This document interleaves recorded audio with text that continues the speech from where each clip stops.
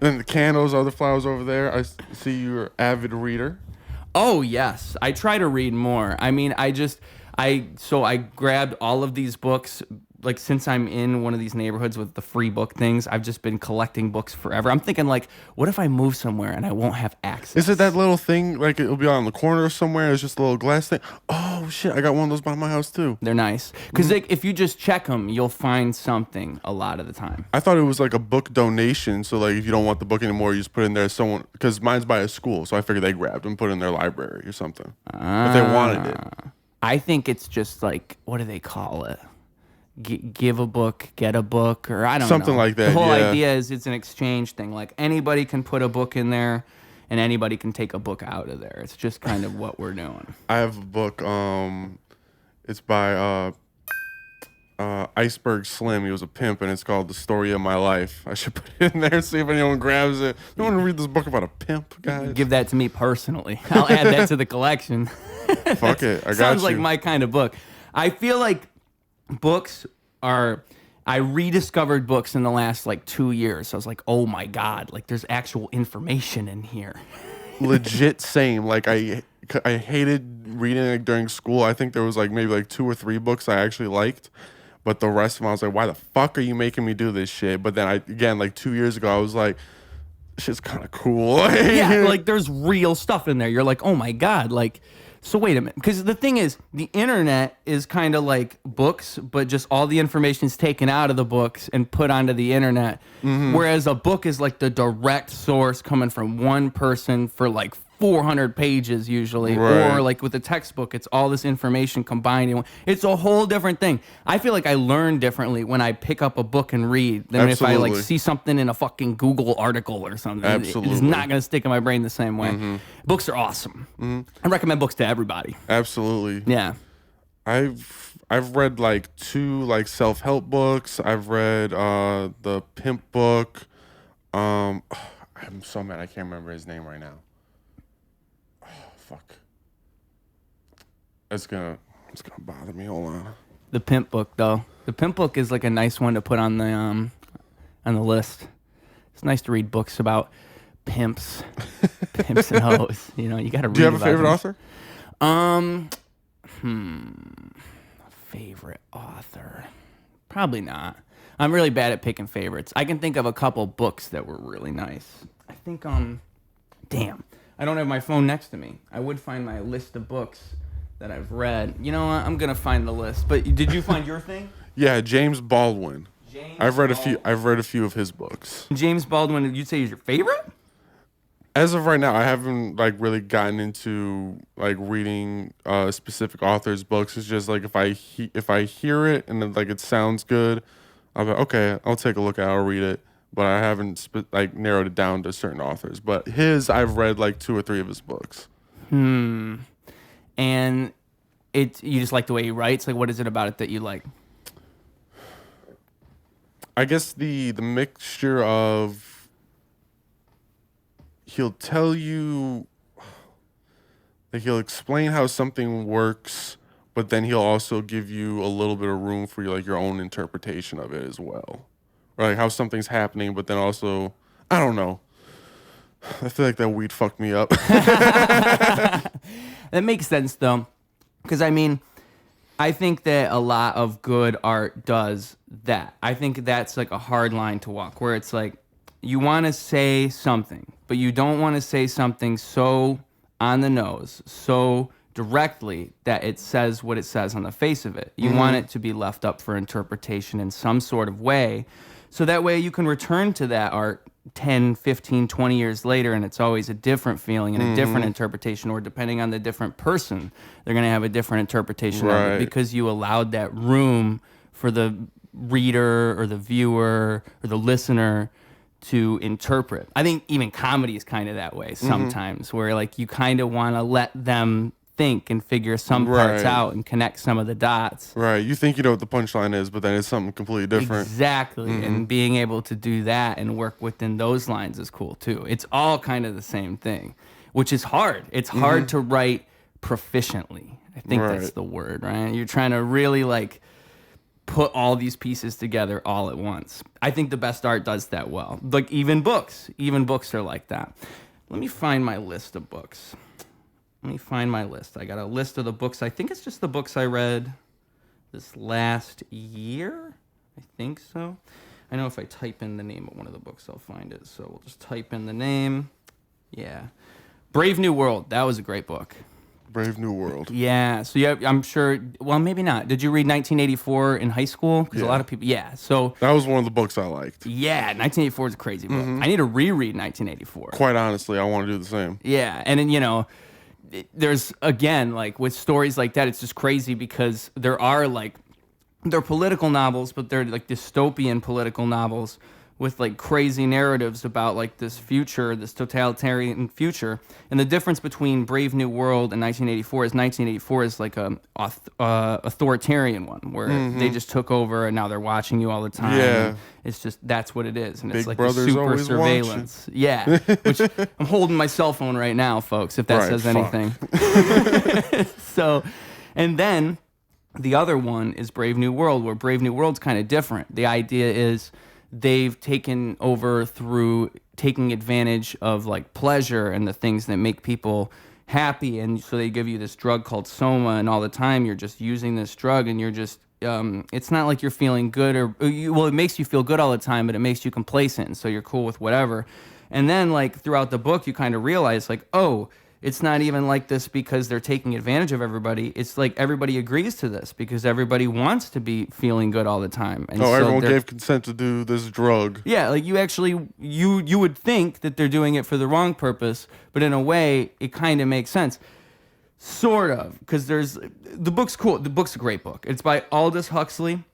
And I think I don't know the full history of Aldous Huxley. I'll just say that. I know that there are things that he's like connected to that are a little weird. Like it makes sense that he would write a book like that because maybe he saw things heading in that kind of direction. And again, I'm holding a cell phone. It wouldn't surprise me. No, it would, but it wouldn't, because I feel like it would strike me like the COVID vaccine, where when I get the angle when people were like, I'm a little like suspicious of it because they came out fast and then it's for free, because like everything that the country's on is like, no, we're gonna charge you for this shit. So I'm like, free weed, like the government's gonna give me free drugs, like I guess they did crack and LSD. So I mean, the plug does sometimes have like a sale. The plug does hit you up with the sale every now and then.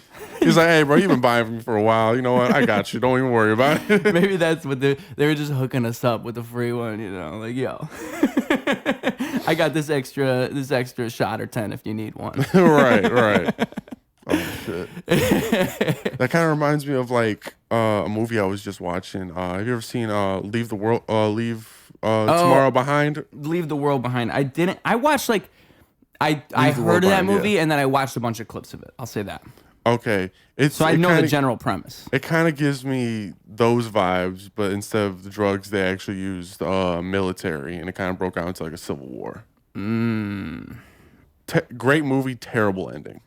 Yeah, that's what I heard, and that's why I skipped through it, because I was like, oh, I don't know if I want to spend my time watching this movie if I know it's not going to end good. I walked into that blind, and then I saw the end. I was like, oh, the fuck. So many questions left unanswered. And the movie is generally what, like about like the mystery of what is going on, and so you expect at the end there's going to be this natural. They're going to explain it all. So it's not that. So they explain it in the movie, but then there's just so many avenues that are in progress that were not completed in the movie with the characters.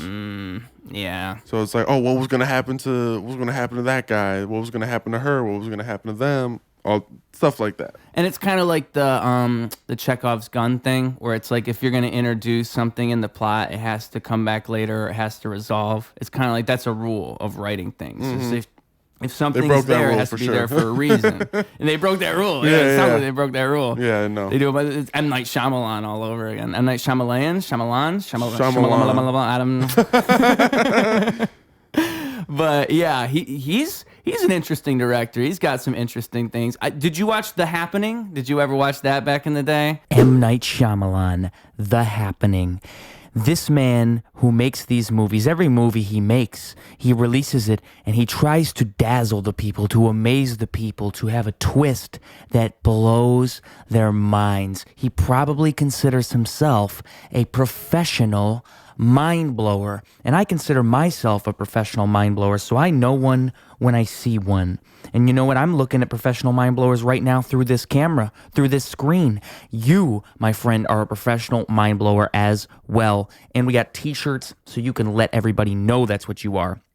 $25. We got smalls, mediums, and larges, and I can make a bigger one if that's what you so please. Okay? So happy to provide you with one of these bad boys. We got all kinds of them in stock, and I want to give them to you. I want you to have a way to support this show if you like what it is, and that's the way to do it. The other way you can support this show, if you love what we're doing here, is through the Patreon, folks. $5 a month, the price of a coffee, the price of a beer at the bar. If just a fraction of you guys did such a thing, we could make this operation my entire occupation. So please help me make that happen. Please help me help others with this production. I love highlighting the amazing talents of these amazing people. Speaking of an amazingly talented person, M. Night Shyamalan, I'm wondering, has this man seen The Happening? No. Oh, it's with Mark. I want to say I'm getting the name right. It's with Mark Wahlberg, and there's like something in the air that's just making everybody kill themselves. Like everybody's just like walking off roofs and like throwing themselves in front of cars and like just crazy stuff. And it's in the air. It's like some type of mist coming through. And yeah, I think that's one of his high points. I think that, I mean, other than like The Sixth Sense, of course. Right. One of his more critically acclaimed films. Yeah, because it's still got a lot of cheese going on in there. Oh, okay. But it's kind of endearing, the cheese. It's like, wow, somehow this works. Mark Wahlberg, I think, is notoriously, like, people make fun of his acting in that movie. I'm pretty sure they do. Damn. But I have to check it out now. Yeah, exactly. It makes me want to watch it more when I hear something like that. Like, all right. Mark Wahlberg. Marky Mark. He's kind of had an interesting little career. I don't really know much about his earlier days when he was, like, throwing out crazy things and being wild. I just remember hearing about that story where he beat up some, like, Vietnamese guys. Sounds like he's a different guy before I got to see him, you know? I missed the real Marky Mark. I'm just getting the after. I feel like he's a really cool dude, though, because I like when they're able to mix action and comedy, you know, be able to have fun with themselves and stuff like that. Because he's in a few comedy movies, and he's actually pretty fucking fun. Yeah. I loved him in The Other Guys. Yeah, that was a good movie. He was in The Other Guys. He wasn't in Pain and Gain. I think he was in that movie. I like that movie, too. I think he was in that. I'm trying to think of the other movies. He was in comedy movies. Mark Wahlberg has a good... I would chill with Mark Wahlberg. What was that movie with him and Will Ferrell, the dad movie? Oh. He was in that. It was like two of those. He was in some movie with Kevin Hart. Wasn't John Cena in one of those movies? The dad movies? I swear John Cena was in one of them. Probably. Kevin Hart? He's in a movie with Kevin Hart? Yeah, I think it's called like Me Time or something like that. That's on Netflix. Yeah. Yeah. And then he's got one with Halle Berry too. That's his new one. It's on Netflix too. I forget what it's called, but Mark Wahlberg be doing. I haven't. You know what? Honestly, I don't know about Mark Wahlberg's latest movies. Now that you mention it, let's see what Mark Wahlberg's up to nowadays. This is why we need a guy. If you guys donate to the Patreon, I'll have a guy that'll look all this stuff up for me, and I won't have to pull out my phone. Have a behind the scenes guy. Yeah. So I was always on the computer, like, look that up. Exactly. I'll have a little slave here in Roots Radio. So we got Mark Wahlberg right here, and his latest movie is Ted. How could we forget Ted? Oh Ted, God. shit, yeah, classic. And Daddy's Home was the one with him and Will Ferrell. That's what it was. Gotcha. Daddy's Home. See, this is so satisfying. I know all these answers now. It's almost like they're at your fingertips. Transformers was a couple. And he was in Uncharted. He was in that Uncharted movie.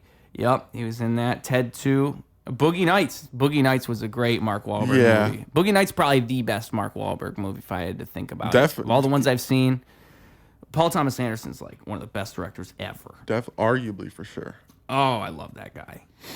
All right, well, I don't see any more. Oh, The Fighter. He was in The Fighter with Matthew McConaughey. That was a good movie too. Max Payne. I completely forgot he was Max Payne. That's actually kind of wild. He played Max Payne in 2008. Mark Wahlberg. Really? They should do that again. They should do that as a Netflix series. Do Max Payne and Mark Wahlberg again. You could just do it again. Oh, I'm tired of all the movie and game adaptations. Yeah, it's never good though. Oh my god. It's actually always bad. I feel like Hollywood is at the bottom of the barrel. Minecraft, that's the new one. Yeah, dude, like it disappoints me so much how much cinema has fallen off. We always go crazy about it. Is you could make a good, faithful Minecraft movie. And then like because I watched the trailer the day it came out, and I just remember all the comments being like, "Oh my god, like why is it this? Like why?" Because Hollywood, it's like they have this weird interpretation of what makes these movies good. Like they just did the Borderlands movie, and that was received really badly. And you know you have to think like they're probably 2 years ahead of time on schedule when they're making these movies. So like they made these whatever batch of movies at the same time. And so we're seeing what they made, like they wrote and filmed like a year ago. They wrote it like 2 years ago. Who knows? But it didn't like just get made. So there's all that. So like, I feel like because I remember the Minecraft movie trailer comes out and I'm thinking like, this is going to be just like the Borderlands shit. Like there's no way this is going to be good. And then like the trailer's Jack Black, like just yelling and just being Jack Black. And it's like, there's like this weird gimmick where they think that you just want to see all these celebrities that you know and recognize be goofy and do these gags in this thing, when it's like, no, it's not about these other people. You could do like the Mario movie. If you would have did the Mario movie, was actually good. It was good, but the thing is, I was expecting they were going to use like voice actors from the games and stuff like that. That would be like the faithful Mario movie. Okay, yeah. But instead they get like a bunch of famous actors to do like did Chris Pratt have a Mario voice? Absolutely not. And that's kind of the weird part is like, what is going on here? And it's like they have this weird idea where you just need all these celebrities. You don't need to now do that you say that, I feel like Jack Black's voice is very distinguished. So when you hear it, you know it, and you're like, okay, you're gonna go because you hear Jack Black. Exactly, and that's what they're thinking about everything with everything. I mean, that's always been the problem with that type of movie making is they're only thinking about like what is the draw and not like what is the artistic thing we could do here. Again, like Paul Thomas Anderson is like the best ever just because somehow that doesn't exist in any of his movies. There's some directors who manage to not do that. The best directors. But like a lot, yeah, it's crazy. It's crazy with these movies in particular, though. It's unacceptable. Like it's actually crazy how bad. And then the scripts are just bad. Like I remember the Assassin's Creed movie came out like 2016. It was a while ago now. I'm probably longer. I don't think I ever saw it. Thank God. Again, like Michael Fassbender, like they had a big actor, and he's like in the movie, and so oh my God, they're doing Assassin's Creed, and it's Michael Fassbender, and then the movie is terrible, and it's like, who writes these things even? Like, what are they thinking? That's why I'm saying they're scratching the bottom of the barrel. They're just dishing out whatever they can at this point. What are some other like terrible movies you can think of that came out recently? Because I hate it all too. I'm sure I'll agree with you. I don't remember the last bad movie I saw. I'll say it here. It's a controversial opinion, apparently. I hated the Barbie movie. I saw the Barbie movie as a grown man myself. I went into that screening thinking this is going to be a fun time. Because I'm going to go in here and I'm going to see a Barbie movie. Like, how can this go wrong? You didn't like Ken's solo number? Bro. I was triggered in that movie. I was actually the guy who I remember I was sitting there watching the movie. And I was thinking, like, if I had two kids next to me, bro, I would walk out of this. But I can endure this. But if I was, like, putting children through this, I would actually make us leave. Because we're not putting up with this bullshit. Exactly. I don't want you guys to see this. No, this is not what Barbie is. That's literally what I was thinking, bro.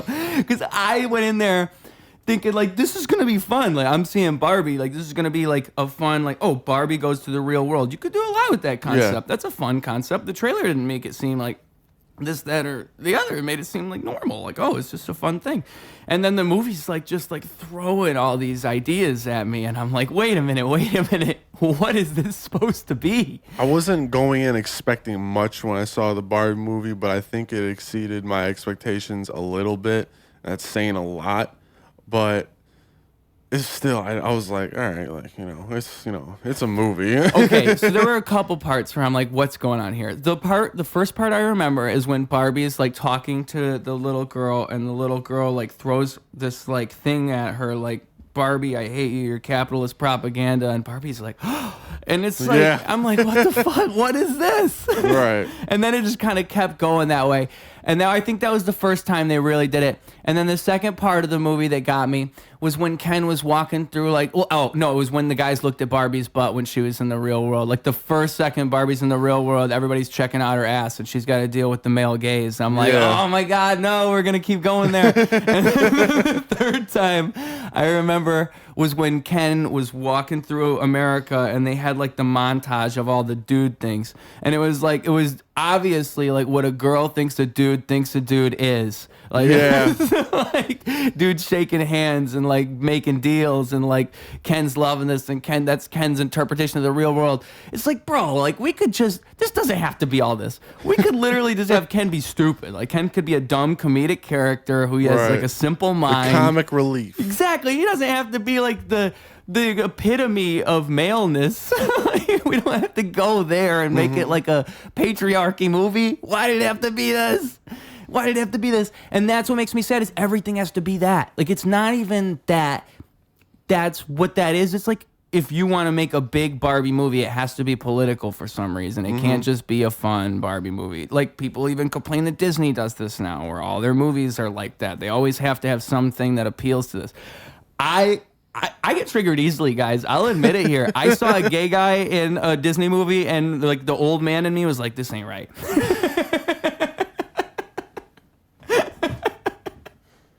I must have traditional values somewhere deep inside. I don't know what's I feel like going watching on. a Disney movie, it's expected there's going to be a gay guy in it somewhere. I know, but it was like the main character, like the little boy in the movie just happens to be gay. And I'm like, oh no, like, why you got to do that? But they have to do it. They have to do it. At the same time, they think they have to do it. So it's tough. But it's not the problem that they're doing it. It's the problem that you can like feel everything acting like it has to do it. And it's like, you don't have to. We know there are that, but you don't Okay, have to yeah. put it everywhere all the time. It's like how people get mad if I remember in the Battlefield game years ago, there was a girl in the Battlefield game on the trailer. Like, they put a girl in the trailer in a combat situation that a girl wouldn't have been in. Or like, and it just didn't make sense, like logical sense. And a bunch of the people complained, Right. and then Battlefield responded like, no, it's about inclusion. It's about inclusion. We wanted to include girls. But like, people were mad because it's like, a girl wouldn't be fighting in this war in the 1700s. They were just mad. This is historically inaccurate. Yeah. We're not mad at woman's here. It's just we're mad that she's here now at this time. Exactly. And then the game people responded, no, we're trying to be inclusive. And it's like, that's the direction everything goes in for some reason. I feel like it's cool to be exclusive sometimes, guys. I want to be exclusive. I want to be the exclusive rapper. I want to be like Just Ruse. I'm the coolest rapper of all time. I want to be exclusive. So yeah, I don't know. I don't know what the solution is. But movies, I think that's kind of the general poison in the water is what I mean. Like, when I connect it to movies, it's like, it's all about the ideology behind the movie. Who do we put in the movie? What is the movie saying? Like, what are we allowed to say? And not about creativity and just making a good movie. That's why I'm very curious to see is because did you see they're bringing back Scary Movie 6? I did see that. I'm curious to see if their humor is going to be the same as it was in the first two. Maybe. My fingers are crossed, dude. Those are like, because I'm a hard laugh. And so when I watch a lot of comedy movies, it just doesn't like I'll be like, okay, that's funny. Like, I get the appeal to it, but it just didn't make me laugh personally. But when I watch those first two Scary Movies, dude, I can crack up. I can watch them 100 times over. I'll always crack up. They're so goddamn funny. Yeah, they're kind of timeless. And you didn't realize they were timeless at the time. You're No. like, oh, these are just good movies. And now they just live. There's no movies like that now. His life, death. She runs to death. Grabs the fucking banana off the counter. so stupid. But that's the shit that makes me laugh, though. It's just like stupid, silly shit like that. It'll always make me laugh. Didn't they make another? They did something after the scary movies. Like they did all those scary movies, and then they did another. I want to say it was like Haunted a haunted House? house one. Yeah, Those ones are funny, like too. Paranormal Activity is. I think. It Oh was my supposed god, to be he's like. fucking the shit out of that doll. In the movie. Yeah. The Wayans brothers. I think it's Yeah. them who makes those movies, and they're making the new one. I would presume. Who knows? If they could do it again, they just need celebrities, which they've always done before. They just need to get the right celebrities in the movie. I'm imagining, like, get some people who are popular with the kids now. Maybe you could get who's that white rapper everybody knows? The one with the curly hair. Oh, Jack Harlow. Yeah, Jack Harlow. Throw him in there. And that's like the perfect guy. Just have him be like a side character. Boom, you got everybody. Like, No, I wouldn't want to see him in there. They're talking about what's his name? The streamer Kai Cenat, Senate, whatever. However you say his name is. He's supposed to be in the scary movie. I was like, dude, don't put him in there. There's no need. That's even better than what I came up with. Of course they thought that. You know what? They could make it. The problem is, with what I was saying before, there's a balance to that because you do kind of need a draw sometimes. You do need like a little thing. And the thing with those movies is they've always done that. Like back in the day, they used to have like a rapper or two or like a famous person in the movie. Like it wasn't all just a celebrity cast, but I think they did have like a couple bigger people in those movies. It's been so long since I saw it. Was the second one the one with the haunted house or like the mansion? I mean, they're in a mansion. Yeah. So the first two, they didn't really have too many big celebrities. I want to say it was in like the third one when I'm they thinking started like doing Scary that. Movie 4 because the third one's the E.T. one. Yeah, Yeah. so they had what was it? Fat Joe. He was in the fake 8 Mile rap battle. Yeah, I didn't know that actually. Gets the Klan hood. I do remember. He's like rapping all good, and then he throws his hood up at everybody. I don't really Wait, remember wait. 4. I remember 5, or 5 was the one with it had like Mac Miller and Snoop Dogg. Oh, see, 5. I don't even think I watched 5, to be honest with you. Maybe I did. 4, I think, is the one I really saw, and then I saw the other ones afterwards. I remember as a kid, because you're probably older than me. That's probably the difference. Is you got How old this- are you? I'm 26. Ooh, I'm younger. Oh, really? I'm 24. Oh, well, then never mind. Just assume because people are tall, they're older than you, I guess. I don't know what it is. I always get that like I look like I'm at least I'm pushing my 30s or I'm in my early 30s. Yeah. People always say that. I'm like, no, I'm 24. What the fuck? Like,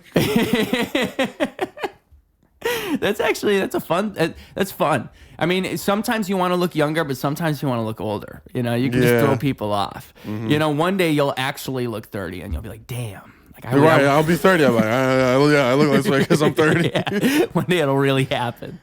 But yeah, well then never mind. Because I was gonna say you probably saw those movies before me, but no, you didn't. You saw them just in a different way. Because I was thinking you saw them when they came out. Because I think that would be even a better way to experience them. Maybe you did. Maybe you did see them when they came out. No. Yeah. See, I saw them mostly in retrospect. And the fourth one was the first one I really saw. And that one actually, the reason I was thinking, it starts with Charlie Sheen. It was the very beginning of that movie. It was Charlie Sheen and that other girl.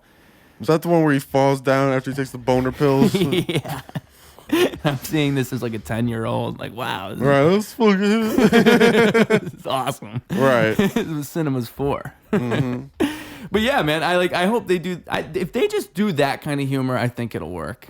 I don't know about Kai Cenat might work out. Yeah, he could just be like a cameo. He might not be like a full on. Who knows? I hope they keep the amount of obnoxious humor and edgy humor in that movie. That's all I hope for. Yeah, and they just do. Really, all it is just being whatever. Like they're not. Again, like it's not with the problem with these other movies. They're just concerning themselves with what everybody else is going to think and what they're allowed to say. I think as long as they just make the movie they want to make and just make it Scary Movie 7, right? Right. 6. Scary Movie 6. They make it Scary Movie 6. Then it'll be what it is, and it'll be just like all the other scary movies. And I think they did that with that. Like they didn't really stop making. I want to say they kept making like comedy horror movies, but I might be wrong. Like I thought they made something after the haunted house one, but that might be the paranormal. What was that one called? The Paranormal Activity one. Do you know? Haunted House. Oh, it was called a haunted house. Yeah. Yeah. Wayne's Brothers. Yeah, that one, I think it was Marlon Wayans. He wrote the two. I thought it was gonna give me a list of their shows, but it's not. White Chicks is the other big one.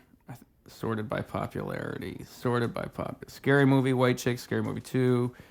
Little Man. Haha, Little Man was a good movie. Little Man was funny. Oh, I used to love that movie, actually. That was like one movie like I would watch on DVD over and over. I forgot that movie even existed. I forgot that was them. One of them is literally playing a little person. Yeah. He's playing... He's trying to rob him.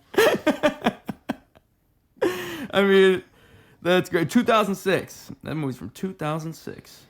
Terry Crews was fucking hilarious in White Chicks. Yeah. Yes. Terry Crews. That was probably Terry Crews' like one of his like breakout moments in his career somehow, is him dancing to white girl music in a car. He made the song popular, yeah. Yeah. That's the real crazy thing. I mean, that is like, man, I actually really resonate with what you're saying. Now that I think about it, they really should just do that humor. If they could just do that type of thing again, that really would work. Because those movies were all great. Those are all great movies. That was a good time for comedy movies in general. It's Absolutely. like 2005 to 2010, I would say. That's also why it's fuck Hollywood, because they stole the movies from them. For real. And then just made trash. There's no good comedy movies really No anymore. good, like, during that time, it was like more like parody movies. Yep. Pineapple Express is like one of my favorite movies. Judd Apatow and like Seth Rogen, all those guys, they came in Yep. and fucking saved the goddamn day because like that Superbad, Yeah. 40-Year-Old Virgin. Funny People. Those movies are like, it's just like. It was Knocked Up. Knocked Up's the other like big one for me. That was one of I think that was the first one I really saw was Knocked Up, and then I like was introduced to all the other ones. Superbad was also like, but that whole brand of comedy, it was a whole different thing. It was kind of like dramedy, really, is what it was, because it wasn't just comedy movies. Like there was always like an emotional thing going on through the movie. Yeah. And that was, I think that's just kind of what Judd Apatow kind of did, is he made it kind of that. But they're endearing, like comedy. They all have like good values and they're nice movies and they have like a good plot. Like Superbad's kind of like about youth and just about like you even have those cops who are like grown-up kids. Yeah, they're all laying on the bed. They're like, man, we were just like you when we were your age. Yeah, and it's like a nice, like there's a core theme going on there. There was there was a movie I saw recently it was John Cena and a couple other actors, and it was called Blockers. It might have been called Cock Blockers, but it was about. Oh yeah. Did you see that movie or no? I know what movie you're talking about. I never saw it. It was a good movie because it was just about three parents who are trying to make sure their kids don't have sex on prom night or something like that, and it's like a fun like comedy that's kind of like it's on that same edge of like, oh, it's like a nice value, but at the same time like it's still like kind of a raunchy plot, and you're still kind of able to fit in all these jokes. all the stuff like you kind of like think about when you're, I want to say on both sides of that. Maybe you're a kid or maybe you're an adult. You can resonate with you. Yeah, and that's cool, and that's what's fun about like a movie that has something like that. And there's not a whole bunch, especially like you're making me think. Like there's not much comedy that's come out in the last few years that I'm like, wow, there's a comedy movie with all these people. I liked Shane Gillis's thing on Netflix. I did like that a lot. I don't know if you saw it, Tires. Oh yeah, I did. It really, to me, reminded me of like something like The Office in like a different setting where it's a different kind of humor, but it's the same type of format. I would say right now Abbott Elementary is probably my favorite like comedy show. Oh, I haven't seen that. Dude, I was so late to watching it, but then I think I need to catch up on the seasons. But I started watching it again, and oh my god! Dude, again, same vibe as The Office, but it's just silly and same. I would say for the most part, same comedy. It's an elementary school. Yeah, Okay. and it's like it's run down. It doesn't have a lot of funds, and so one of the teachers, the writer, I'm gonna fuck up her name, but it's like Quintana something. She's one of the new teachers, and so she tries to really help out. She's really like giving, caring heart. The other teachers, they kind of just to themselves, or they kind of like just do what they need to do. and the principal doesn't give not a care in the world about this school. It should be on social media. It should be in the office avoiding work the entire time. And it kind of goes through, it has the same, like, I want to say, like, heartfelt values that you were talking about. And then just also with the spin with comedy. Yeah. Because, I mean, there's, like, The Office even. The Office, again, like, that format really works for that reason. You can fit a lot of good... You can fit something in a good, like, 20 minutes where it kind of does a lot, it's funny, but it also has something it's swinging at the same time. Like, when I was reading about script writing, that's kind of... You have to think about themes as you write a script. You have to think about, like, a thematic way to approach it. And I think, like, music's kind of the same way too. You have to think of, if you think of a song as a theme and an idea, a grander thing than just the words you're putting on the paper, that actually works better than if you just, or if you insert a theme, like, oh, this is about this, but the theme is this. And if you, like, think about great movies, you can usually come up with a good theme that was in the movie. There's some book I have over there, a stack of books. It's right there. I've said it before on the podcast. Writing Screenplays That Sells by Michael Hogg. I think it was written in like 1990 something. It was not that long after Karate Kid came out. I know that. And because he uses Karate Kid as an example of like a great script, and then like uses it in parts of the book. But it made me realize too how formatted these scripts are, and that's another thing that these people deal with is like, for one, you get hired as a scriptwriter for a concept that already exists. So you write scripts, but you're not usually writing your script and then giving your script to someone and then they make your script. Usually you write a script to show that you can write a script, and then like 9 times out of 10, they just pick you to write the concept that they give you based on what you've written before. So it's really about that. And like one thing I've noticed about the way they do these shows on Netflix now is they have it so it's kind of like an exaggerated version of that within shows now, where before it used to be you had a writer's room for a show, and it's like 6 people in a room, and we're writing for this episode and this episode. That's what makes a lot of these like weekly episodic shows that everybody knows, like The Sopranos and Breaking Bad and Game of Thrones. Like that's what made them so good for their however long run, is because that's what it was. It was people in one space.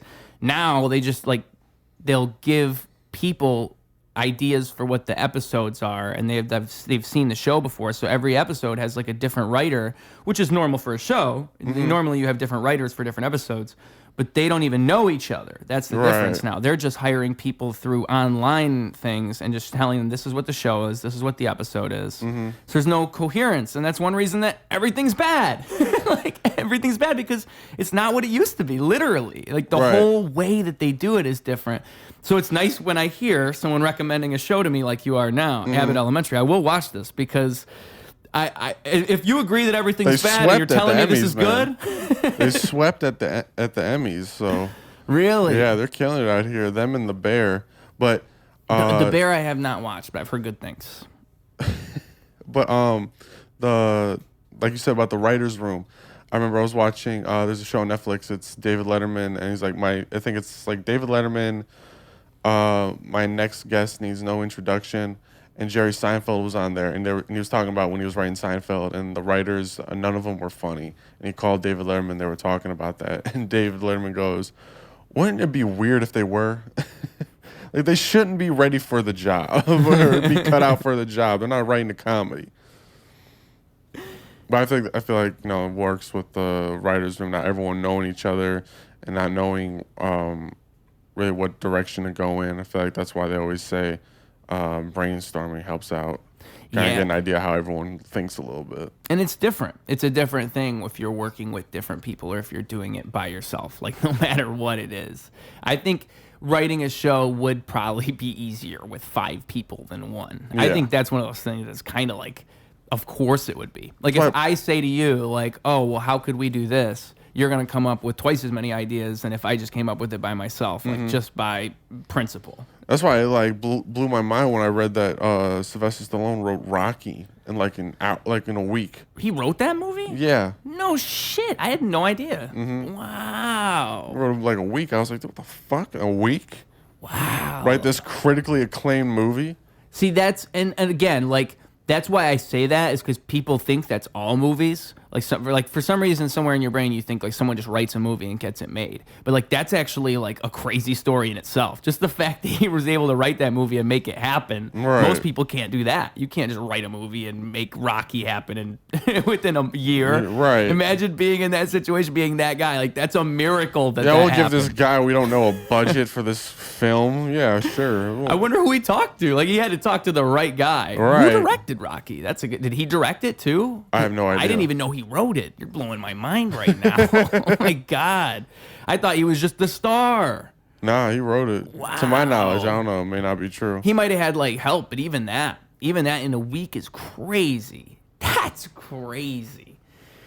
I mean, writing is because what I was saying before too is you have to. I forgot to say that part. You have to write it within so many bounds. Like a script it has to fit the format of like 100. A page is supposed to be about a minute, and you don't want to write anything that's not going to be seen visually. Like part one of the rules is you don't write like visual anything that's not going to be on the screen, because then you're taking the role of the director. You're taking the role of these people if you're like describing what it looks like exactly. All you really have to do is say what's going to happen and what's supposed to be on camera, and let everybody do everything else. Like what is the visual, what are people seeing?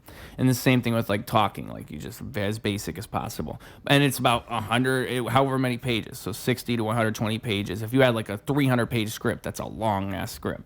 It's like it's not like writing a book, right? It's completely different. That shit would fuck me up. Like, how are you supposed to write within those bounds? A week is crazy. That's crazy. Italian Stallion had it down, man. Yeah, dog. Yeah. Some people can just do things. That's one thing you learn in life is some people can just do things that other people can't. Some people can really, like, you'd like to think that everybody's the same, but then sometimes I see somebody and I'm like, how the fuck do you even... My brain does not compute the way that some other people... In a good way. Like, I'm jealous. I'm, like, happy for him. Like, I have a friend who does construction, and he, like, just wakes up and does construction every day, and he'd like, rather be working than anything else, and he just loves, like, building houses and shit like that. And, like, that would probably never be me. Like, I'm happy for him. But, like, I remember I went to work with him one day, and I was like, oh, okay, this is not the lifestyle. Oh, right. How the fuck are you doing this shit? Yeah. And he's, like, a superhuman within...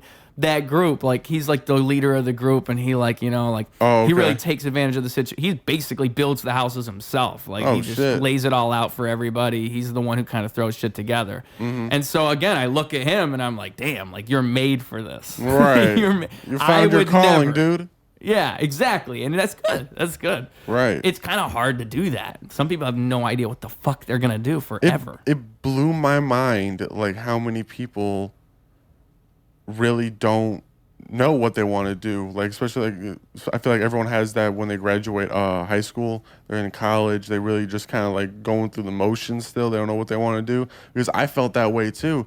I figured like everyone else around me had it all figured out, and I was like, fuck, I need to get my shit together. But then come to realize, I was like, oh dude, holy shit, no one knows what's going on. I always tell people, like, dude, I'm just winging it. Like, I don't know what I'm doing. I'll just be doing shit. Yeah. I mean, I always kind of knew it just because you would hear stories about like people that have like I think it was people on average go to college for like what, 3 or 4 different things, or there's some crazy statistic like that where probably, yeah, people don't normally go for one subject. They switch their subject like 3 or 4 times. And that's after they left high school. Like they left high school thinking they were going to do one thing, and then they want to do something else, and then they want to do something else. That's kind of like why I'm just a rapper for life, because, I mean, I picked that one early. I'm sticking with it. I think that was a good choice. All the cards on the table? All my cards on the table. What the fuck else am I going to do? That's what I did with comedy. I was like, you know what? Fuck it. This shit better work. Exactly. And you've been doing comedy for a while now. Yeah. A while now. You were telling me beforehand. So I think added up, it would be 5 years? Something like that? Because you can tell the people. Yeah, 6, I think, because I started in 2017, and then... because COVID, I stopped, and then I didn't pick it back up till 2022. But I also don't count really like 2017, 2018, 2019, because I only went out like maybe to like 4 mics within that period of time. I was just like, dude, like. Oh, okay. You were just dabbling. You were dipping your toes in. Yeah. How was that? What was that experience like? It was fun. It was shocking to me, because I remember the first time I went up, I didn't do bad. but I was like, holy shit, like I always still have it. I have it still now where I'll just be like, you guys thought that shit was funny? Like, but I'll be surprised. I'll be like, really? I feel like this shit is just stupid. But so yeah, the first couple times I remember it was fun. I was always a good presence and energy within the audience, so I liked that. But then, you know, COVID fucked everything over for everyone. Yeah. It did, but Well, for comedy, you Yeah. can't really do it in that same for traffic format. it did wonders. I was happy about that. There was no traffic on the street. Yeah. Oh I my mean, God. I wasn't here at that time. I didn't live in Chicago at that time. I can only imagine the difference, right? Oh my God, dude, it was paradise. It's like an episode, or like playing Silent Hill, like you're Mm-hmm. just driving through an empty. I feel like that would be that would be like the one thing like I misread if like there were an apocalypse or something to happen. But like, damn, no one's on the road. This is great. Like, It's a great day outside, right? right. I was like, thank God, finally. None of No the cars. None of the traffic lights work. I can just go through every light. This is the best day Go whatever. ever. It's like driving on the autobahn. Like, Yeah, I wouldn't know the zombie apocalypse is occurring until probably like late afternoon. the sirens explode. Turn that shit down. Turn the TV down over there. What the fuck's going on outside? I'm staying It's in here. 1 o'clock. That should happen at 7 a.m. You're like, oh fuck. I can't go to the supermarket now. How long do you think it would last in a zombie apocalypse? Oh, it's a realistically, great question. That's a fantastic question.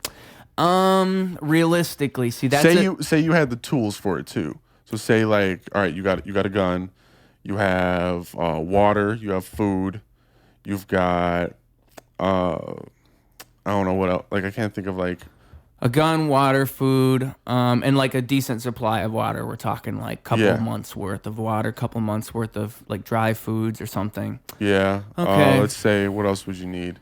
Just like overall, what do they have in the fucking zombie games that you need? I don't know. I think like weapons and those other things. You know, maybe like some candles, I guess, What- for what would- light source. Maybe like some.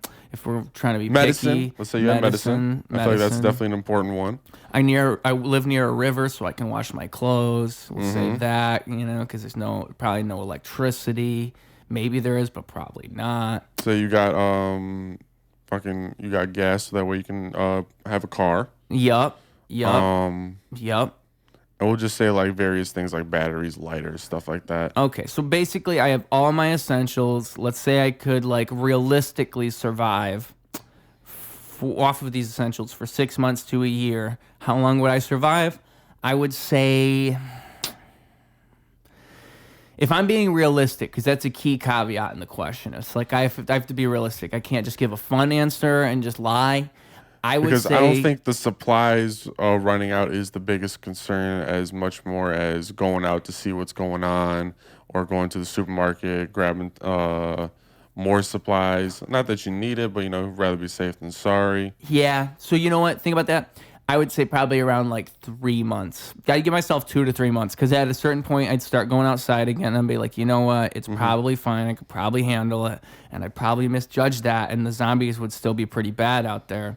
And so like a couple times maybe I'll have some close calls, and like maybe I'll stay inside for a little bit, but I'll be like, I can't stay in here forever. Like this Right. can't be my life. Like, I'd probably just better off dying than staying in this room forever. Like this can't be life. Right. And so then I'd go outside again. I feel like at some point your curiosity is gonna get the best of you. You're like, okay, what is it like out there now? And I know myself well enough, like that would happen. My curiosity would get the best of me probably within 3 months.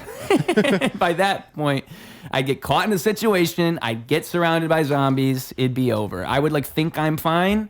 And then it would be like, you know, you turn around, because I'd probably like, you know, start venturing further. I'd go further and further out. And then say I'm like 2 Time miles by out time, now. yeah, for sure. Exactly. I'm thinking, well, maybe I'll find survivors. Maybe this will get better. I wouldn't want to find people. That's a scenario where I would not trust anyone. Oh, shit, you're right. So Because maybe I feel like zombies aren't the biggest danger. I feel like it's how other people are, because now everyone's scavengers and fighting for themselves. Oh, dude, the homeless people would be built for it. You know, that's like the craziest part. If there was a zombie apocalypse, homeless people would kick our ass, dude, because they had been doing this. Right, absolutely.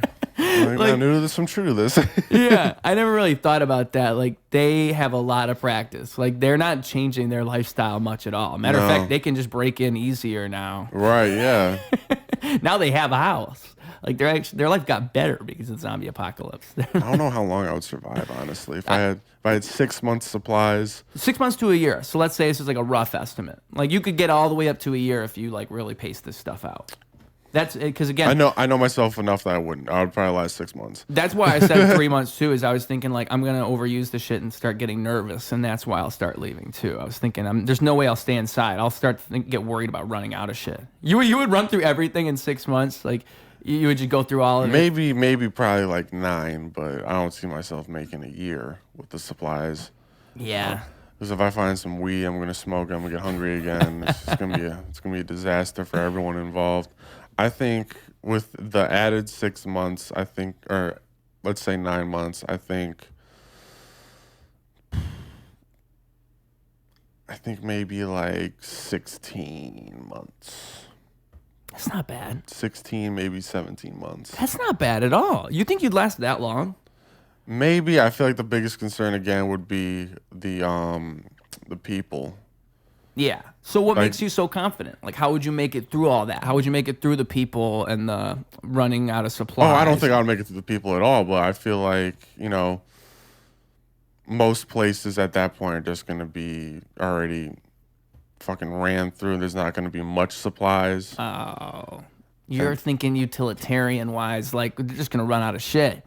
You could get out of here, though. At that point, you could always leave. You'd be like, okay, I have to leave my bunker and find somewhere else because there's nothing left here.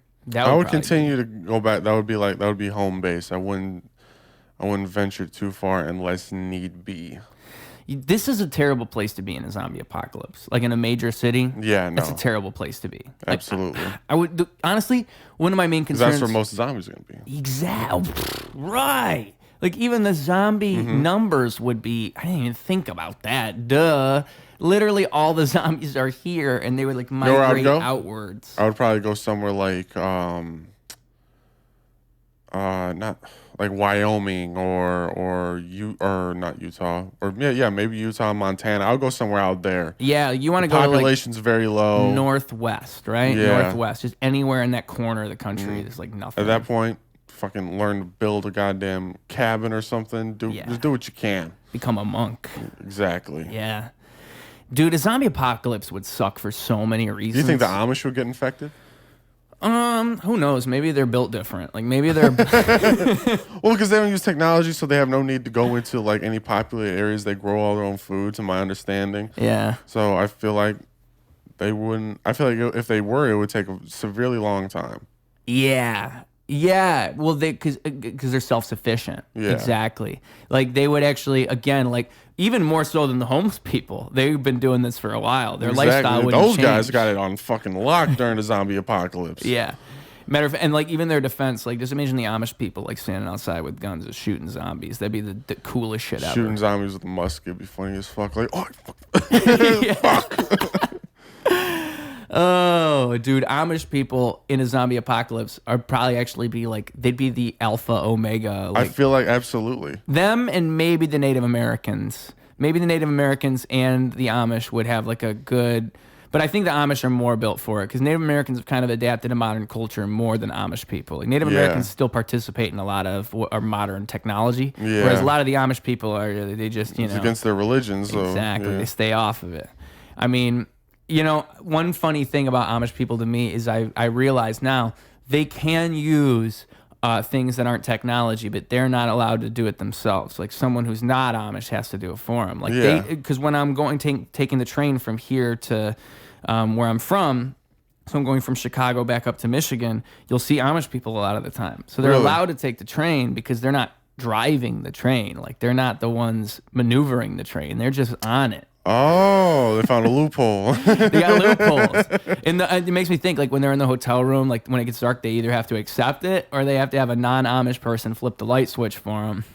Like, it's situations like these. Shit. Like, that's what Amish people are living through. And I feel like if I were Amish, I'd break my religion. I'm like, dude, I'm not gonna call someone up here. Like, just flick the light. Yeah, but then it's like, you're going against Amish God or whatever. I don't know how their philosophy works, truly. I don't know what their ultimate thing is against. Maybe they're right. right. Like maybe they know the zombie apocalypse is coming, and that's always been their idea. It's like one day you guys won't have this technology, and you're gonna thank us, Amish people. You're gonna lose all this stuff, and you'll realize like we had it all figured out all along. Like maybe that's deep down what they're thinking. I don't know. They would also be the easiest to rob during a zombie apocalypse. Now that I think about The it. Amish? Yeah. Yeah, they don't have like any home security. Right. You guys don't have a ring. Like. Who knows though? I bet that's what I'm saying. I feel like they'd have their like security down because like they don't do anything else. It's not like they don't. It's not like they have lives where they're like doing other shit all the time. They're just like Right. chilling on their homestead. Like they probably would just be sitting by the door with a shotgun, just waiting. That for you fucking to break rocking chair, just like I was expecting you. it. That's why I think they'd be like the mafia boss of the zombie apocalypse. They would win. They would probably do really, really It has well. its pros and cons. Just imagine sure. like giant Amish communities, like the Amish grows, like the zombie apocalypse hits, and then If you they just got have- together, we'd definitely be fucked. oh, like a like a militia. Yes. The 5 Amish families Holy shit, get dude. together. An Amish militia would be terrifying. They're like coming on horseback. Dude, that's actually like that. Bunch is- of Ezekiels and Jebediah is gonna fuck us up. Yeah. Yeah.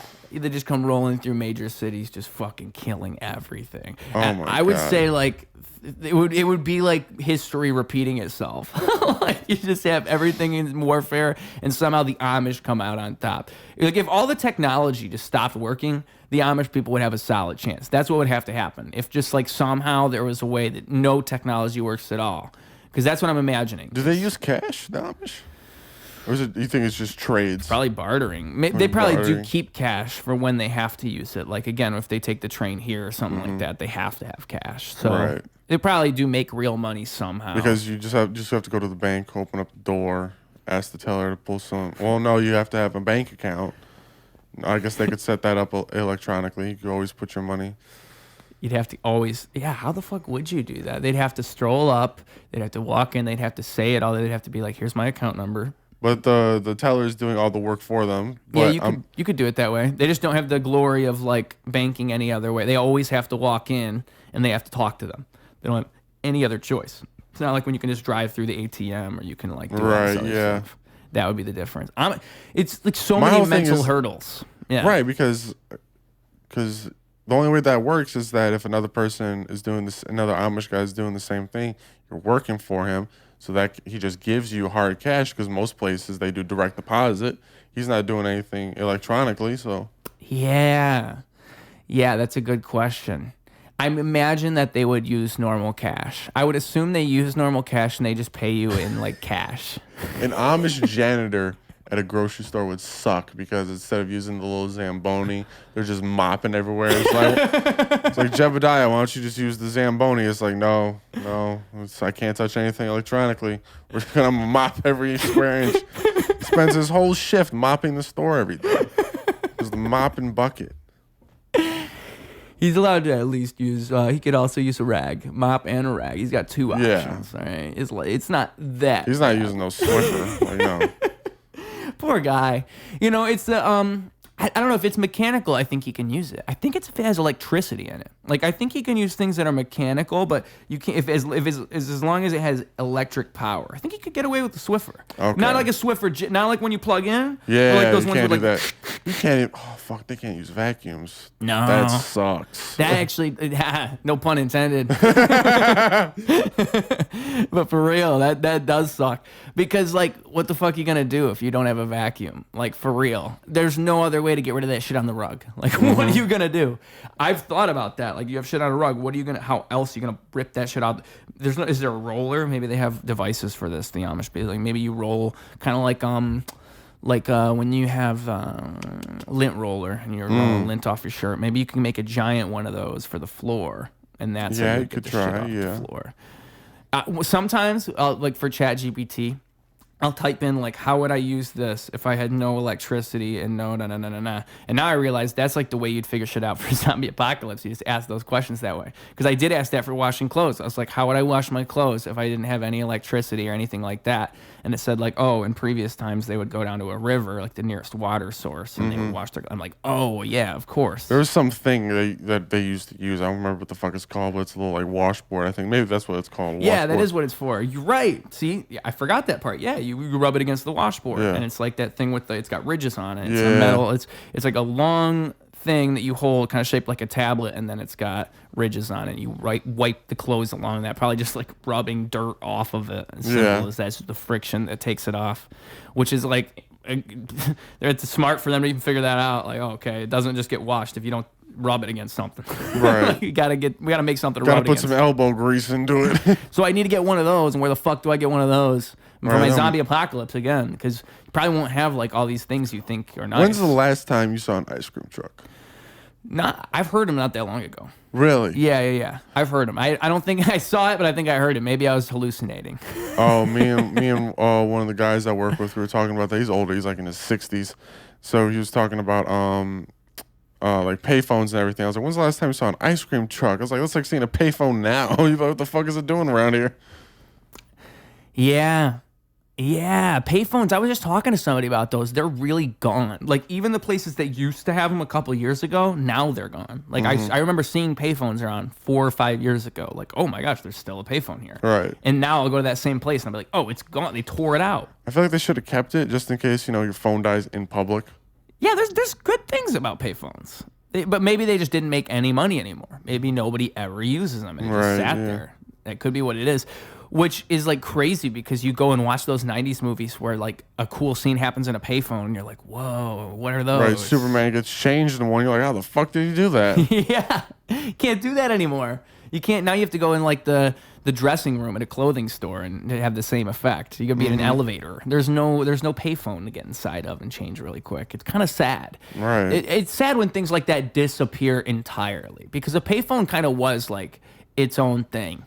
We should have fought for it like how we fought for the Twinkie. Yeah. Yeah.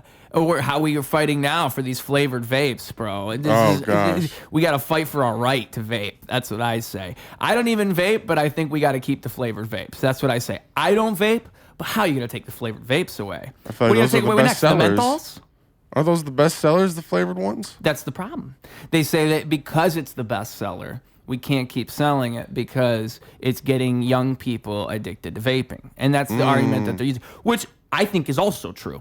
But I think like if you're going to like err on the side of personal liberty and rights, you have to say, well, people can buy whatever they want. You have to say that. You can't say we need to ban this certain thing. That's the debate is like, is it right to ban? But they were going to ban menthol cigarettes a while ago in certain places. And I don't know if they did or not, but that's They crazy. did in California. I know that. Yeah, that's Because I not tried right. to smoke some and they were like, no, we don't have menthol. I was like, oh, you guys fucking. Bruh, like menthol, and people, that's just a strange thing to do. To me, it's a strange, I understand the rationale in what they're saying. They're saying because this is like a certain flavor, it can get people addicted in a way they wouldn't have gotten addicted before. Okay. But like just banning it is full stop is kind of, I don't know. Do you really want them banning flavors? They might ban the whole thing next. What if they just say no vaping anymore? No vaping. Nah, they're not kids. going to do that. They can't ban it. They couldn't ban it now. Now it's too late. They could have banned it like 15 years ago if they really You're going to make a bunch of people go through withdrawal. Yeah. Overnight. You're like, fuck. Not only people, but like 10-year-olds. Like there'll be that is the true problem. That's the real reason that they act like that, I think, is because it is like a bunch of kids vaping. It's actually wild. So many people would sneak vapes in high school and just hit it on the side or fucking like hit it under the desk, something. See, I only saw the bare beginning of it If you're 2 years behind me, you probably saw a little more because I really think we're on like the cusp of it. I think now it's probably blown out of proportion. Oh, it gotta They're hitting be. galaxy gas in that room. Yeah. Have you seen the galaxy gas thing? Yes. Oh my God, dude. It is that evolved shit. from vaping. They're hitting CO2 in there. I feel like that's one of the worst things about vaping too, is that you can do that whenever, wherever. Exactly. And so I can actually if like understand. you smoke like cigarettes or fucking weed the old way. Yep. Yeah. The classic way. Right. I mean, obviously you can do it inside the house, but also like with a weed pen. Because me personally, I don't like smoking weed inside the house in my car just because I don't like the smell to linger around. Yeah. So I always try to smoke it outside. But when I had a dab pen, dude, it's like, or an edible, but you're never gonna smell it. You're never gonna know. Yeah. I know that my addict's monkey brain comes out as soon as I hold that vape because I will hit that vape like 200. I'll kill the vape. Yeah. I will hit it over and over until I have a nicotine overdose and I'm cold sweating. I swear to God. I've been through this multiple times. I used to own a vape. I owned a vape for years. And then like I got the mod. Because back in the day, the mods were the shit. That's what people don't remember now, probably. These kids don't know. They just see these fucking disposables all the time. But that was actually like the second coming of the vape. The first initial thing you would see all the time is these fat-ass mods. I'm sure you know what I'm talking about. It's like shaped like a box, and it's like a metal thing. And they used to be kind of primitive. Now they're better. But they would, and you would, it had a tank like a on fucking top. look like something from fucking Star Wars. Like, You still see them every now and then. It's like a unicorn, and you hit it, and then you'd blow fat clouds. You blow fat ass clouds. And I remember I didn't smoke nicotine. Maybe I smoked like blunt every now and then, but I didn't really smoke nicotine until I got these things. And that is what got me onto nicotine, was most definitely that fucking mod. Because I would buy the 3%. They had 6% too, but that shit was too much for me. Because again, I hit it like a fiend. And so I would do the 3%. And then there was Salt Nick too. Now I'm remembering that they had these like Salt Nick smaller things that you could buy. And those were like 10%, 20%. It was a crazy number. And I just remember vividly like nicotine overdosing, and I didn't know that was like what that was. I just remember like hitting it over and over, and then like just sitting there like, damn, bro, what's going on with me?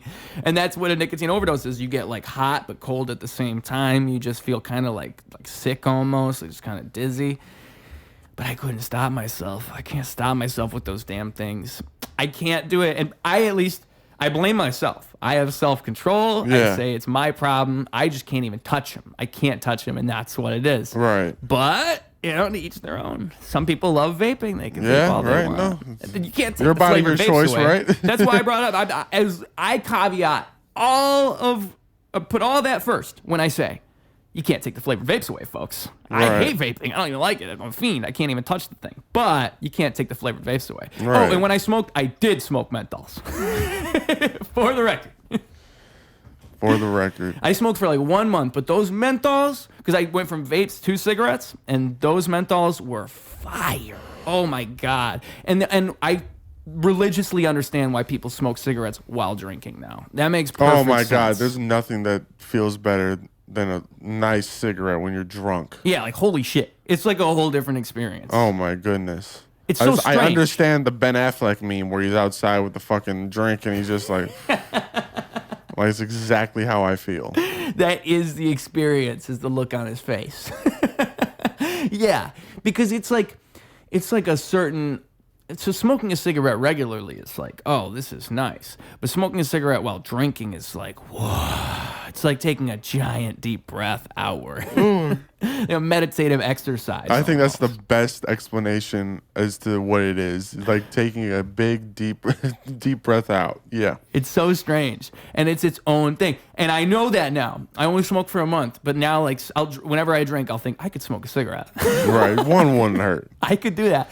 Cigars, I never liked. How do you feel about cigars? I do smoke cigars. You enjoy them? Yeah. See, maybe I just haven't smoked the right cigar. Maybe I just don't like them. I went to a cigar shop by my house, and I went to the guy, and I was like, hey, man, I don't know what I'm doing. Guide me in the right direction. He started showing me a bunch of different ones. I think the one I smoke now are Ashtons. I know they have a few different ones. I don't remember what the specific one it is, but I know the cigar range. So I'll just go in there. I'm like, all right, this is the one I want. I get a nice little V cut. V cut. Yeah. And what are the other cuts?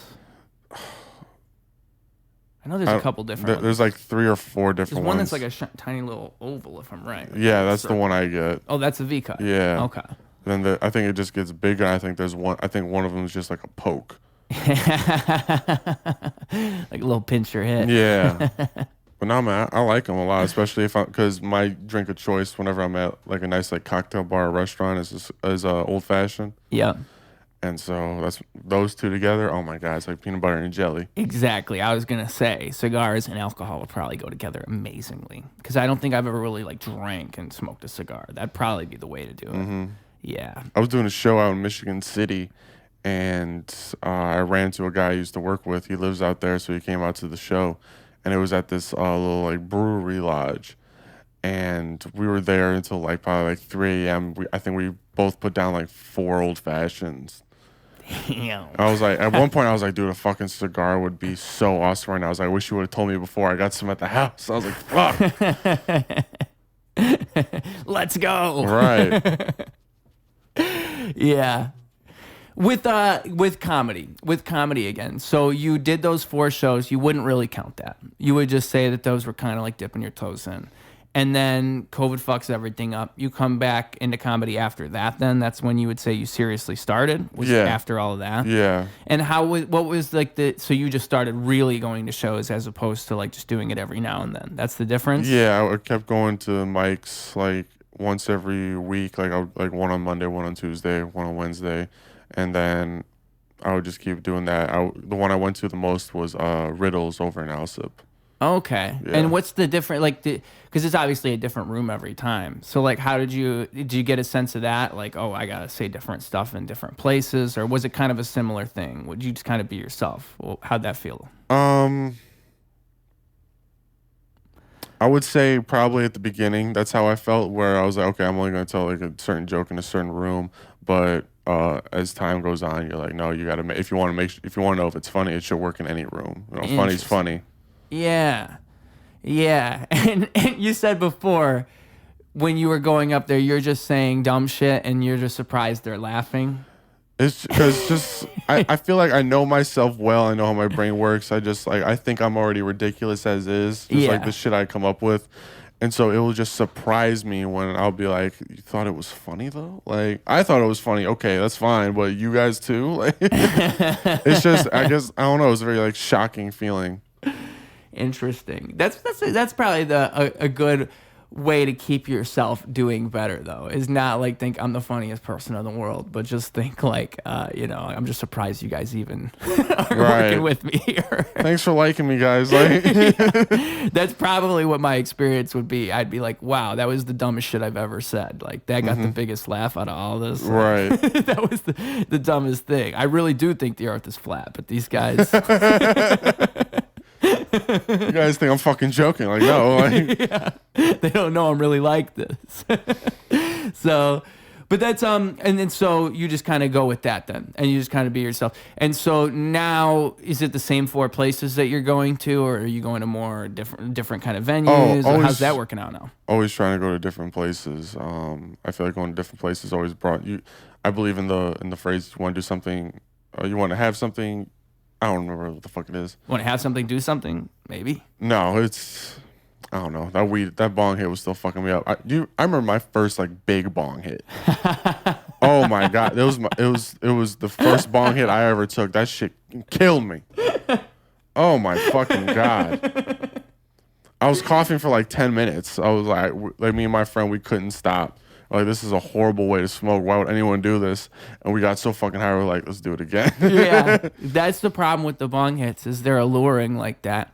For the longest time, I had like a gigantic, I still do. I have a gigantic bong. And to me, it's like the perfect size because it's just straight. Like, bongs try to be fancy and they try to do all these curls and whirls and make it looking like the silly straws and shit. Yeah, you don't got to do all that. Just give me that straight thing. Like, just whoosh, whoosh, and just bong it right into my throat. You know, like it's all you got to do. No diddy. no diddy, for real. And so, for me, like, I use that thing all the time. Like, this is the best way to do this. And then I remember I was smoking with somebody and they were coughing like crazy, and I had this little baby bong that was like my travel bong, and I busted that thing out, and they were like, oh, I can actually hit this. And then in my brain I'm like, oh, there is a difference. And so Yeah. now I realize, now I think I'm like burnt out on the bong almost. Like I'll hit it, but I'm just hitting it for like expedience. If I can use that joint, if I can roll that joint, oh, it's so much better. That shit will punch you in the throat for real. That shit is like whoosh, like it's like karate chopping you in the lungs for real. But it's a great time. That's how I feel about the fucking bong. The dabs though, the dabs. Oh my fucking god. Those people are a different breed. I'll just say that much. I used to be a dabber. I dabbled in dabbing. And again, like, I dabbled in dabbing. Yeah, but it was like that was a bad time. You feel like a weed crackhead when you're doing. You're a different beast, man. You're carrying around a torch everywhere. I did it one time, and I was peer pressured into doing it because I didn't want to do that shit. All my friends were degenerates at the time, and so they were like, "No, man, take the fucking dab." And so I had to sit down. I take them. Oh my god, I thought I died. I was like, "What the shit." Dabs are wild, bro. And you don't even know that the dabs are like quality either most of the time. Like, I feel like it's weird because maybe here it's different. Maybe like they regulate it more. Dabs are actually one thing you'd want regulated because motherfuckers will just cook dabs up through butane in just crazy ways. They'll just make, who knows how they made that shit. Right. I remember I used to buy it from this place. I used to go to this place. I think they're closed now. I guess I could say it. Liberty City Meds was their name, and they were in Flint, Michigan. But I found out like over time, like one of the employees told me, hey, like the way the guy runs this place, he'll sell literally anything. There's weed with mold in it. Like no one does anything to check this wax. Like that. Like you got to look out for this smell with wax because that means it was made with vitamin C acetate or something like that. Like he was giving me all these pointers, and I'm like, what? Yeah, I had no idea it was even that bad. But people just, for one, people sell you anything. And for another thing, it's like if you mass produce this wax, who the fuck knows? So wax, like, and wax is kind of like vaping to me even. Like, who really knows what that shit really does to you? Yeah. No one really, people thought cigarettes were cool until the 60s. Like, right. Nobody really knows. Shout out Joe Camel, man. Joe Camel? Yeah. Is Joe Camel the guy who made Camel cigarettes? No, he's the mascot. Oh, yeah. I wish I knew. I wish I knew. Joe Camel. Dude, Joe Camel, I'm sorry I didn't recognize you, bro. We'll have you on the podcast sometime. All right? But, yeah, that's again, a different era. Can you just imagine smoking cigarettes everywhere? Can you imagine that world? In a restaurant, nice. As a doctor, like the doctor's like recommending it to you. Yeah, like to me, that's like, you know, the world changed twice. When people stopped smoking cigarettes everywhere and when 9/11 happened. Those are the two times. Like, people stopped smoking cigarettes around, I want to say the 60s. That's when you stop really smoke. 70s. Well, I don't know when they had the big cigarette thing and they stopped. But I got to say, like, that's a different world. People are doing coke everywhere. They're doing psychedelics. They're smoking cigarettes all over the place. Like, that's a good place to be in life. I feel like the 60s would have been probably the best era to be alive if I had to pick. I'd probably guess it would be the 60s. Right before everything kind of turns and, like, Charles Manson kills everybody. Mine would be the 70s. If I were my age right now in the 70s, I'd be having a fucking ball. Why is that? Dude, I really like the funk music. That is definitely one of my probably the top 3 favorite, like, music genres. I just love the atmosphere, the ambiance, the aura it carries with itself, and just that entire era, like Boogie Nights. Yeah. Just the dance floor, the disco, the funk. I'd probably dibble and dabble in some cocaine at that point, but I feel like if that's the best experience, I got to get the best experience out of it. Yeah, if you had to pick one. And the 80s again, that's when it really turns. Yeah, that's like the 60s. Bummer crack, like yeah, bro, crack and AIDS. Was AIDS the 80s? Yeah, that was the 80s. Yeah. Yeah, they just come rolling around, man. So when do you think it's possible?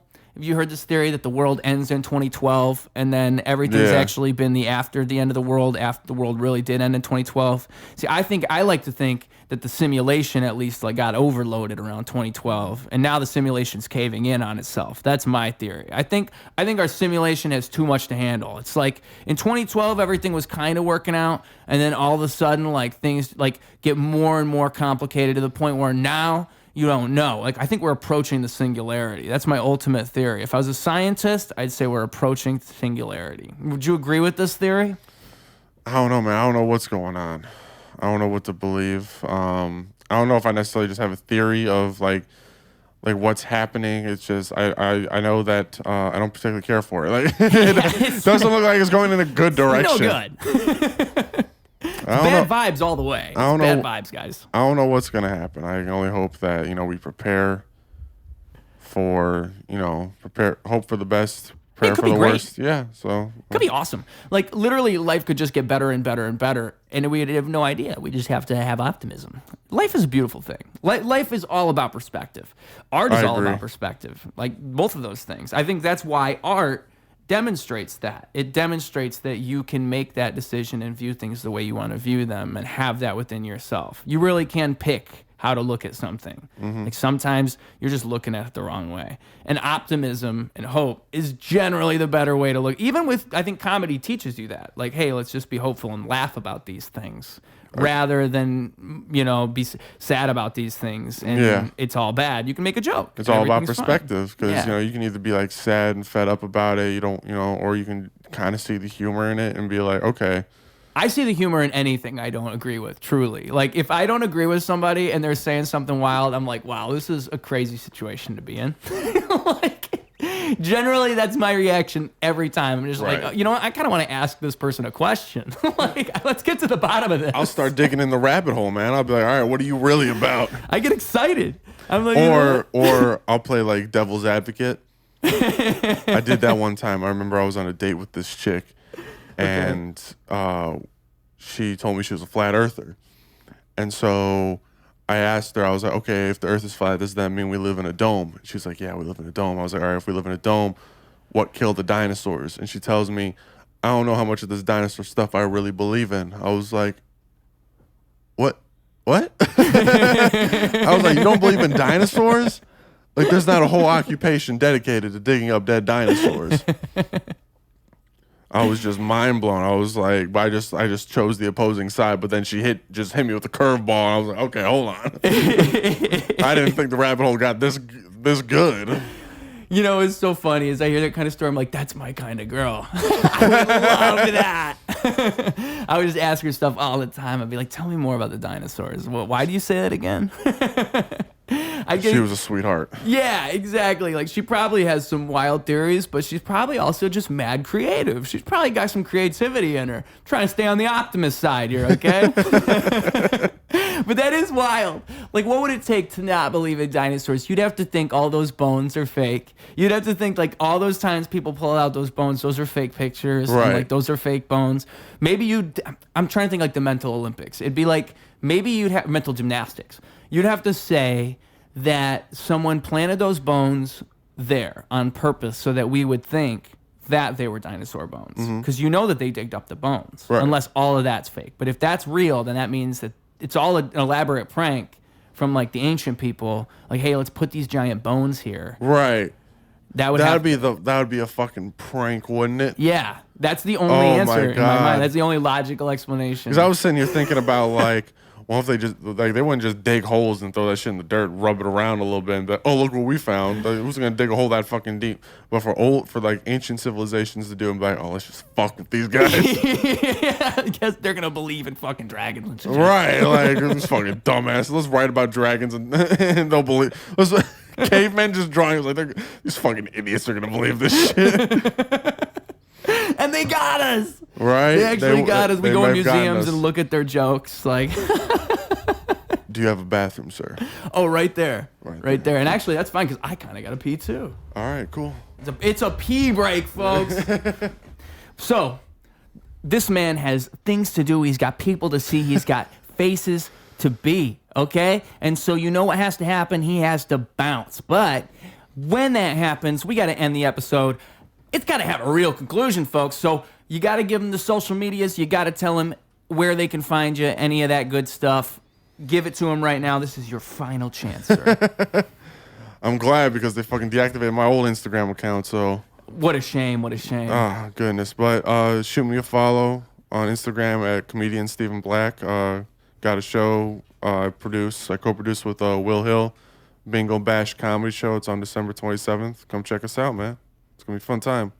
Laughs and prizes. I forgot about that shit. We do a show. You can win prizes. Play bingo. Win some fucking prizes, man. Come out. Shoot me a follow. Who I'll be doesn't like around. prizes? Who doesn't like prizes, folks? You want to go win some stuff? You better go see this guy live on the 27th. Thank you so much for being here. Ruse Radio. Hell yeah. Rocking out.